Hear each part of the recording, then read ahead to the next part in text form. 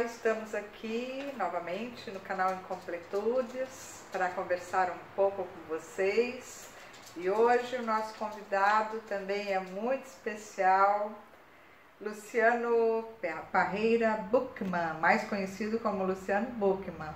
Nossa, é meu amigo de muitos anos, de muito tempo, e é uma pessoa que eu tenho o maior carinho. O Luciano, há pouco tempo, se doutorou na UDESC, no programa de pós-graduação de artes visuais. Ele atua no Magistério Público do Ensino Superior na Unespar, Curitiba, no Campus 2, da Faculdade de Artes do Paraná. E o Luciano atua em temas como ensino da arte, formação docente, pesquisa em artes, ensino da arte, literatura para crianças, políticas públicas para a cultura e educação, e interação, escola e museu. Luciano tem vários trabalhos publicados e coleções que têm contribuído imensamente nas relações da formação com os museus. E então a palavra é do Luciano. Olá, eu sou Luciano Buchmann. Para quem estiver pensando que eu morri, estou falando do céu, não é verdade. Esse é um cenário do meu quarto.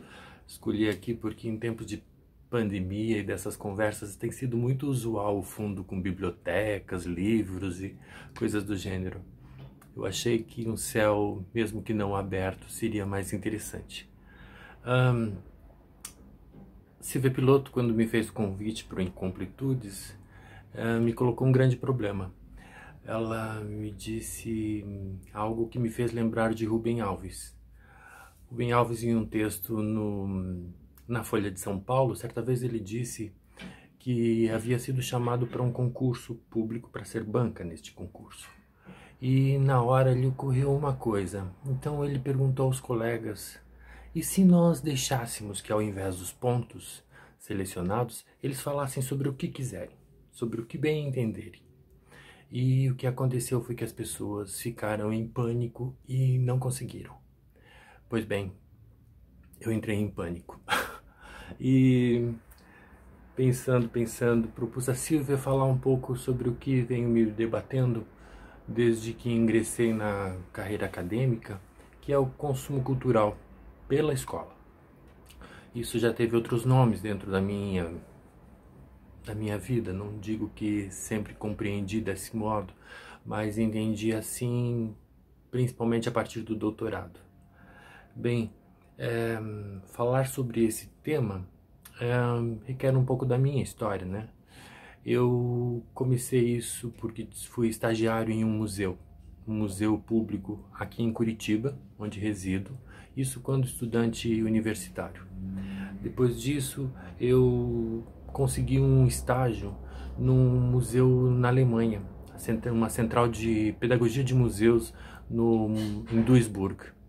Mais tarde, eu tive a oportunidade de trabalhar num projeto da Prefeitura de Curitiba que se chamou Linhas do Conhecimento, e nós fazíamos um trânsito de crianças que viviam nos bairros para as instituições culturais. Nesse momento ficou patente que nós precisávamos de um material que nos apoiasse, porque nós tentávamos de tudo, e quando chegávamos com as crianças no museu onde elas nunca haviam estado, aquilo não lhes dizia nada, não funcionava para coisa alguma. Então, depois disso eu ainda fui professor em escolas, no ensino fundamental, e essas passagens me fez entender a necessidade de um material de apoio ao professor, porque o professor era o sujeito que estava entre o museu e a escola. Sem ele, essa coisa não acontecia. Essa relação não se relacionava. Pois bem, o tempo foi me fazendo ver que eu não estava errado e que havia algo faltando. Pois bem, a gente sabe que a escola, como diz Ana May Barbosa, seria o lugar de acesso à estética e à cultura.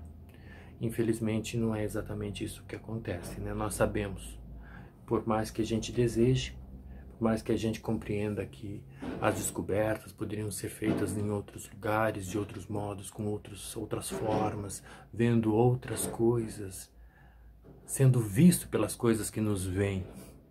E é por aí que eu gostaria de caminhar.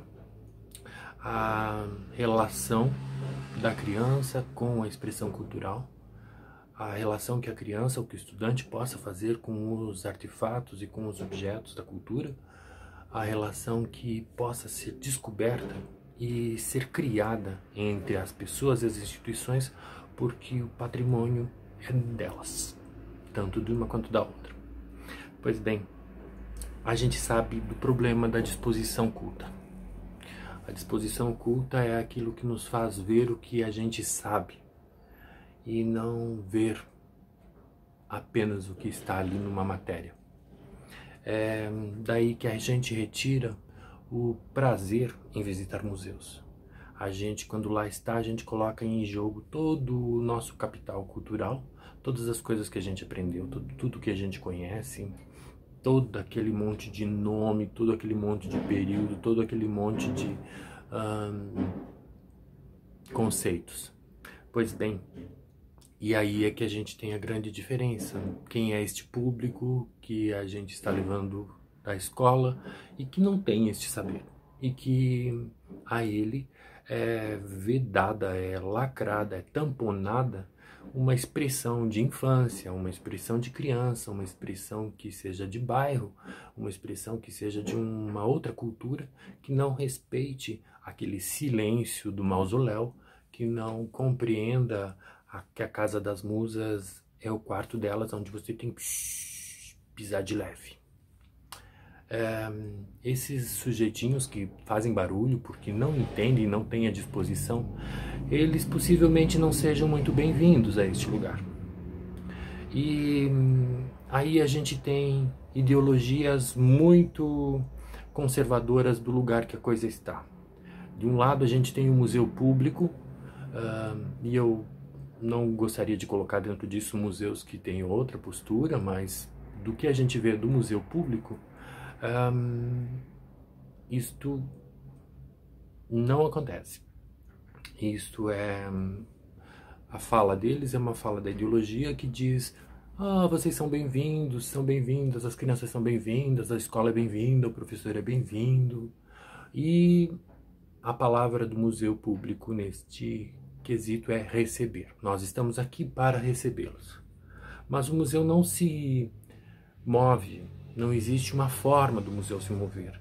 Do setor educativo dos museus, das ações educativas, irem à escola, proporem coisas às escolas, criarem materiais para os professores, conseguirem ônibus. Tudo isso demanda outras coisas que as pessoas que lá estão. E do lado da escola, esses que dizem, nós queremos ir. A gente tem uma série de dificuldades da escola pública, sobretudo, uma série de dificuldades. É muito difícil levar uma turma de escolares a um museu. É muito difícil porque requer preparação, porque requer apoio, porque requer recurso, e nada disso nós temos. Quando chega no ponto, há uma fala das professoras que derruba tudo, que é, não temos transporte. É aqui que entra a necessidade da política cultural. E nisso eu me debati no doutorado. Eu quis saber das professoras o resultado da minha ação cultural quando propus aqueles livros, a coleção Preparação. Eu fui perguntar quem é que usou. E de quem usou, quem foi que conseguiu levar as crianças ao museu. E as minhas respostas, a resposta a essa pergunta não foi muito animadora. Poucas, bem poucas, das que eu consegui resposta e entrevistas, disseram que usaram os livros para fazer a preparação e foram aos museus. A grande maioria fez outras coisas. Nesse aspecto, o livro tocou bastante as professoras, elas inventaram muitas formas de trabalhar com aquele material. Mas o que falta exatamente dentro desta estrutura é uma política cultural que permita que a coisa aconteça. Essa política teria que dizer: a escola tem de ir. A escola tem que ir ao museu, a escola tem que ir ao teatro, a escola tem que ir ao recital de música, a escola tem que ver a dança. Porque essas expressões culturais acontecem em instituições que não é a escola. O que nós promovemos dentro da escola é uma educação por imagens, mostrando coisas que estão representadas, mas que estão lá nessas outras instituições. Conhecer as instituições culturais é um dever e não apenas seria uma obrigação, mas é um direito. É um direito conhecer. É um direito conhecer o que você tem. É patrimônio público e deveria assim ser tratado. Então, essa política, sem ela, pouco nós andamos, pouco nós conseguimos. Qual é a professora? Pense lá. Sobretudo quem é professora vai poder responder essa pergunta. Você vai fazer preparação, se bater com isso tudo, agendar uma visita, chegando num momento onde pode você não ter ônibus. Ninguém faria isso. Então, esse quadro não é muito animador, mas eu queria lembrar que o quadro a proposta se chama Incompletude. E é muito importante que a gente busque parcerias para completar isto que falta, para que a gente possa buscar o contato com vereadores, buscar os contatos com deputados, buscar os contatos com as associações de professores, buscar para que a gente consiga, de algum modo, estabelecer políticas públicas para o consumo cultural pela escola. É isso. Obrigado.